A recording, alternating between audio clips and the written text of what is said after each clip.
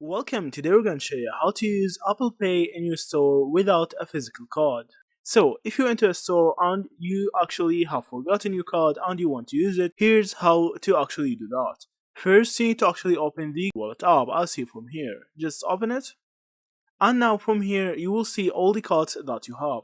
So if you didn't add any card, you can just click on the plus icon. So if you are on Android, the plus icon will be here, but on iPhone the plus icon will be here. So actually from here you can add any type of card. You can add Apple Card or Apple account, or you can actually just add a debit or credit card. So now you can click on debit or credit card. So from here you can actually click on debit or credit card to add your physical card. So now you can actually scan your card, so you can click on continue and scan your card using the camera. Also, if you know your card number and know the name and everything, you can actually add it from here. All the details you can just add it manually. After that, now you can just turn on NFC using the wallet app and your device, and now just go into the store and use your phone as a physical card.